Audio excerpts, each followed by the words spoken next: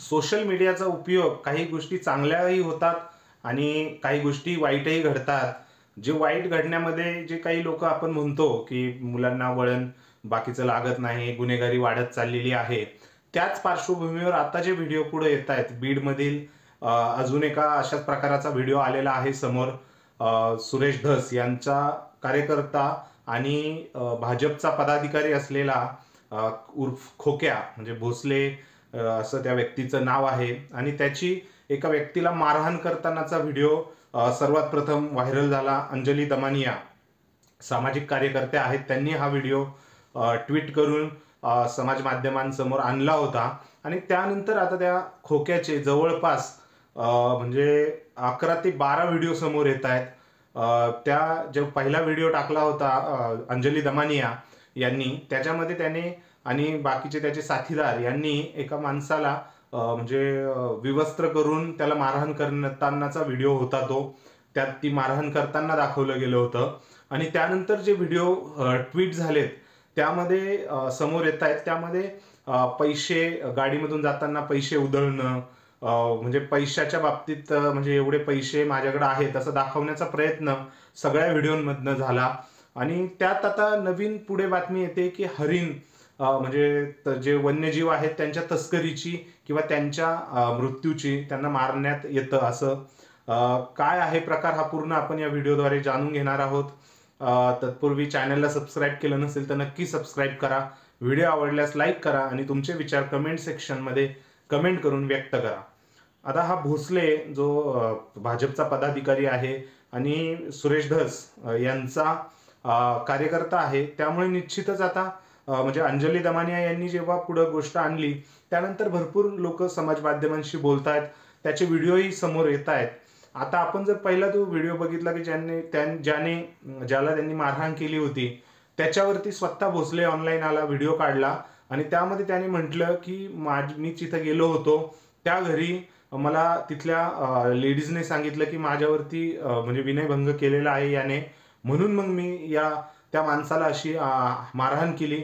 कारण मी म्हणजे छत्रपती शिवाजी महाराजांच्या हाही दाखला दिला त्याने की छत्रपती शिवाजी महाराजांच्या म्हणजे मावळा म्हणून मी शांत बसू शकत नाही माझ्या आई बहिणीवर कुणी नजर टाकली तर. आता हा झाला त्याने येऊन पुढे सांगितलं. त्यानंतर ज्याला मारहाण झाली त्याने सांगितलंय की म्हणजे ही 2-3 वर्षापूर्वीचा व्हिडिओ आहे असंही सांगण्यात येत आहे. त्याने सांगितलं की मी हरिण पळालं होतं म्हणून मला मारहाण करण्यात आली. आता यामध्येच ट्विस्ट आला की हरिण पळालं म्हणजे काय, तर हरिण जे वन्यजीव आहे लुप्त होत चाललेला आपल्या राज्यातला देशातला प्राणी आहे वन्यजीव, आणि त्याला पकडून मारण्यात येतं असं त्याचा आरोप होता. त्यानंतर आता जेव्हा हे समोर आलं त्यानंतर वन्य विभागाने आत्ताच भोसले उर्फ खोक्याच्या घरी धाड टाकलेली आहे आणि म्हणजे अक्षरशः म्हणजे वन्य प्राण्यांना पकडण्याचं साहित्य, जाळ्या, लोखंडी रॉड्स, भरपूर गोष्टी बरामद झालेल्या आहेत. त्यामुळे निश्चितच आता हे प्रकरण कुठेतरी वेगळ्या गोष्टींवरनं वन्यजीव तस्कर एक वेगळ्याच म्हणजे खोल विषय आहे, याची चौकशी व्हायला पाहिजे अशी मागणी चालू झालेली आहे.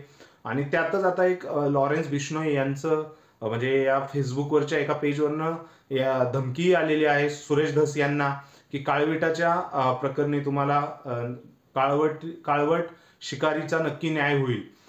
कारण काळवट शिकार तुम्हाला माहितीच आहे, सलमान खान यांनी जे काळवीट शिकार केली होती असा आरोप होता. त्या संदर्भातही बिश्नोई समाज खूप आक्रमक झाला होता, कारण बिश्नोई समाजामध्ये काळविटाला आणि हरणाला म्हणजे महत्व आहे. सो ह्या सर्व गोष्टींचा आता कुठेतरी म्हणजे सोशल मीडियावरनं जसा युवक काहीतरी वेगळं हवा बनवण्याच्या नादात, लवकर प्रकाश झोतात येण्याच्या नादात काहीतरी प्रयत्न करून प्रकाश झोतात येतात, तर आता सोशल मीडियावर जे काढलेले व्हिडिओ आहेत, आपण प्रत्येक मोबाईलमध्ये कॅमेरा आहे आणि त्या कॅमेऱ्याचा मोबाईलचा पुढे जाऊन व्हिडिओ काढल्यानंतर कुठे ना कुठेतरी धोका निर्माण झालेला आहे. आणि चांगली गोष्ट आहे, काही गोष्टी ज्या समाजात नाही घडायला पाहिजे त्या समोर येत आहेत.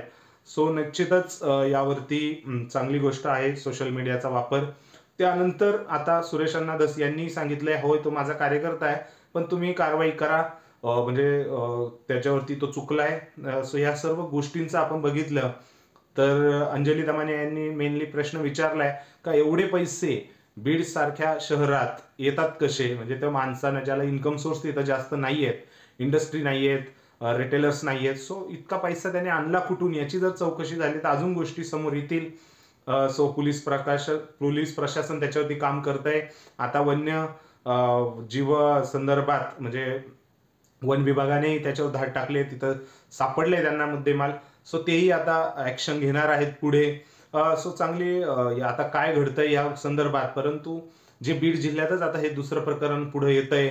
सो नक्कीच बीड जिल्ह्याला म्हणजे बीड जिल्ह्यात काय प्रकार आहे, पोलीस प्रशासन तिथे आता कसं काम करतं नवनीत कमावत यांच्या नेतृत्वाखाली, हे बघण्यासारखं नक्कीच असणार आहेत. अजून आता पहिले आका होते, आता खोक्या आलाय. आता अजूनही कुणी बीड जिल्ह्यामध्ये अजून कुणी राहिलं असेल तर ते पुढे प्रकाशझोतात येणार का, याचीच आता चर्चा चालू आहे.